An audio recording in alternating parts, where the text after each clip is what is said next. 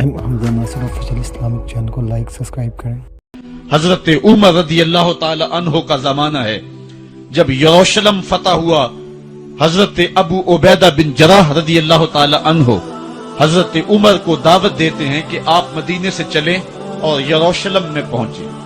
हजरत उमर मदीने से चलते हैं, कितना बड़ा काफिला लेकर के, कितना प्रोटोकॉल है। हजरत उमर अकेले और साथ एक गुलाम और ऊंट भी एक, बारी बारी सवार होते हैं। कभी गुलाम सवार होता है, कभी उमर सवार होता है। हुक्मरान तो वो थे, लोगों की दहलीज पे अमन देने वाले, लोगों की चौखट पे जो है वो नूर बांटने वाले। आज के हुक्मरानों ने तुम्हें रमजानुल मुबारक के अंदर लोड शेडिंग का पैकेज दिया है और आज बच्चे भी तड़प रहे हैं और जवान भी सिसक रहे हैं। और माह सियाम में जिन अजियतों में कौम को मुब्तला कर दिया है वो किसी से मख्फी नहीं है। और तुम्हें मैं हजरत उमर की कहानी सुनाऊं। हजरत उमर दिन को तख्ते हुकूमत पर बैठते थे और उनका तख्त को सोने जबरजद का नहीं था, मस्जिद नबवी की चटाई थी और सारा दिन वहां बैठ के लोगों की बातें सुनते। और जब रात के अंधेरे गहरे होते, उमर भेष बदल के मदीने की गलियों का गश्त करते।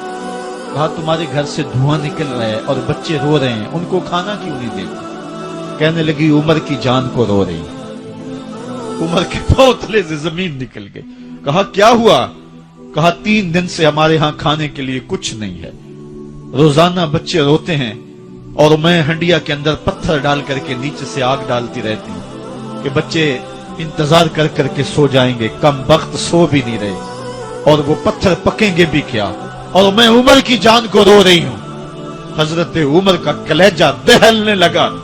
फौरन पलटे, वापस बैतुल माल में आए, घी का एक कनस्तर लिया, आटे की बोरी ली, मिर्च मसाला जात बहुत कुछ उठाया, अपने कंधे पे रखा, बोरी अपनी कमर पे ला दी। उमर बैतुल माल से निकले तो आपके खादम असलम ने देख लिया, आगे बढ़ा, कहा मेरे आका मैं उठाता हूं। उमर की आंखों में आंसू है। कहा असलम कयामत के दिन मेरा बोझ उठा लोगे? कहा कयामत के दिन तो अपना अपना बोझ उठाना पड़ेगा। कहा उमर को आज अपना ही उठाने दो। हजरत उमर वो घी का कनस्तर और वो आटे की बोरी सर पे उठाए हैं और उस खातून के घर जाते हैं और दस्तक देते हैं। वो जब देखती है उसकी जान में जान आ जाती है। कहा जल्दी जल्दी आटा गूंदो और उमर सब्जी काटने लग जाते हैं। हजरत उमर रदी अल्लाह ताला अन्हो सब्जी तैयार कर देते, उधर आटा गूंद जाता है और फिर ऊपर चूल्हा रखा जाता है, चूल्हे के अंदर आग रखी जाती है, वो खाना पकाने लगती है, आग बुझती है।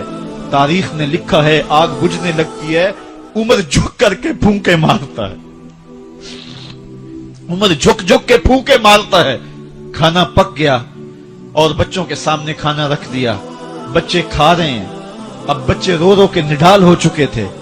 हजरत उमर अपने हाथों को और अपने घुटनों को और अपने पांव को जमीन पे लगा के, जिस तरह बकरी का बच्चा चलता है वेड़े के अंदर, कभी इधर चलते हैं कभी इधर चलते हैं, ताकि बच्चे मुझे देख के खुश हों और दिल में कहते उमर जितना रुलाया है अब इतना हंसाना भी पड़ेगा।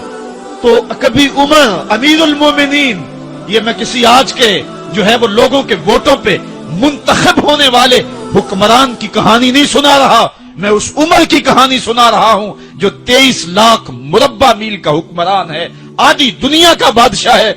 हजरत उमर जो है जिस तरह बकरी का बच्चा चलता है, इस तरह अपने हाथ और अपने घुटने जमीन पे टेक करके जो है वो इस तरह चलते हैं। बच्चे उमर को देख के मुस्कुराते हैं।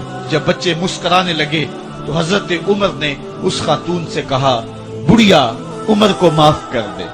उसने कहा तू इतनी हमदर्दी क्यों करता है? कहा उमर बेचारा बड़ा फंसा हुआ है, फिक्र है उसको यरमू को फुस्ता तो हुलवान की, जब फतह है मिस्र तो तैयारी है ईरान की। आते जाते वफद से मुलाकात भी करता होगा, आते जाते वफद से मुलाकात भी करता होगा और शब को मालूम हालात भी करता होगा। कांटों में उलझी हुई बेचारे की जान है, नींद उसको भी आती है, आखिर वो इंसान है। मेरी बहन उमर को माफ कर दे। उसने कहा नाना उमर की बात मेरे सामने न कर, कयामत का दिन होगा, उमर का गिरेबान होगा और मेरा हाथ होगा। जब उसने ये बात कही तो उमर बर्दाश्त न कर सके, बच्चों की तरह बिलक बिलक के रोने लगे। कहा वो बदनसीब उमर तेरे सामने है, آج ہی کہنا جو کہنا ہے، قیامت کے دن مجھے معاف رکھنا۔ اس نے کہا تو عمر ہے؟ کہا بد نصیب عمر، تیرے سامنے کھڑا ہوں۔ میرے عمر کہتے ہیں اگر دجلہ کے کنارے ایک بکری کا بچہ بھی پیاسا مر گیا، اس کا حساب بھی عمر سے لیا جائے گا۔ اللہ اکبر۔ میں اس حضرت عمر کی کہانی سنانے لگا تھا۔ حضرت عمر نکلے یروشلم میں، ایک اونٹ ہے، ایک غلام ہے، کبھی وہ سوار ہوتا ہے، کبھی آپ باری مقرر کی ہے۔ جب قریب پہنچے یروشلم کے تو عمر کی باری نکیل پکڑنے اور غلام کی باری اوپر سوار ہونے کی آ گئی۔ غلام نے کہا آقا میں مرضی سے اپنی باری چھوڑتا ہوں، آپ آ جائیں، دشمنوں کے مفتوحہ علاقے میں آ رہے ہیں، تازہ تازہ علاقہ فتح ہوا ہے، اسلام کی شان و شوکت ظاہر ہو۔ عمر نے کہا اسلام کی شان و شوکت ایسے ظاہر نہیں ہوتی، اپنی باری پہ تم بیٹھو گے، اپنی باری پہ میں بیٹھوں گا۔ لوگ منتظر کھڑے ہیں۔ دور سے جب دیکھا کہا اس کی ہیبت سے کانپتے تھے ہم، یہ تو کوئی حبشی لگتا ہے، رنگ کالا ہے، ہونٹ موٹے ہیں، اس سے تو زیادہ حسین اس کا غلام ہے جو آگے آگے چل رہا ہے۔ حضرت ابو عبیدہ نے کہا دھوکہ کھا رہے ہو، ہمارا آقا وہ نہیں ہے جو اونٹنی کے اوپر سوار ہے، ہمارا آقا وہ ہے جو لگام تھامے آگے آگے چل رہا ہے۔ حضرت عمر رضی اللہ تعالیٰ عنہ کو آگے بڑھ کے جابیہ کے مقام پہ حضرت ابو عبیدہ بن جراح نے استقبال کیا۔ تو حضرت عمر آگے بڑھے اور انہوں نے آگے بڑھ کر کے حضرت ابو عبیدہ کے دونوں کندھوں پہ ہاتھ رکھا، اور سنو حضرت عمر نے کیا کہا۔ کہا لا الہ الا اللہ انا کنا اذل قوم فاعزنا اللہ بالاسلام۔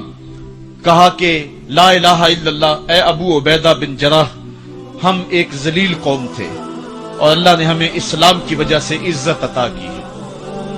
اور میں تمہیں ایک تاریخ ساز بات کہنے لگا ہوں، اور وہ یہ ہے کہ جب تک ہم اس عزت والے اسلام کے دامن کو تھامے رہیں گے ہماری عزت قائم رہے گی، اور جب اسلام کے علاوہ کسی اور جگہ سے عزت ڈھونڈیں گے تو رسوا کر کے رکھ دیے جائیں گے۔ یہ ہے وہ خلاصہ جو حضرت عمر نے امتوں کے عروج و زوال کا بیان کیا ہے۔ اس امت کو جو خیرات ملی ہے تخت و تاج کی، وہ پینٹاگون سے نہیں ملی، وہ واشنگٹن سے نہیں ملی، وہ وائٹ ہاؤس سے نہیں ملی، وہ محمد عربی کے جوڑوں کا صدقہ ملی ہے۔ اس لیے جب ہم نے اسلام سے انحراف کیا، پاکستان حاصل کیا گیا تھا۔ پاکستان کا مطلب کیا؟ لا الہ الا اللہ۔ ہم نے اس نعرے کو چھوڑ دیا ہوا ہے، ہم نے انحراف کر دیا ہے۔ آج ہماری نظریں مغرب کی طرف لگی ہیں کہ تخت و تاج۔ حمزہ ناصر آفیشیل اسلامک چینل کو لائک سبسکرائب کریں۔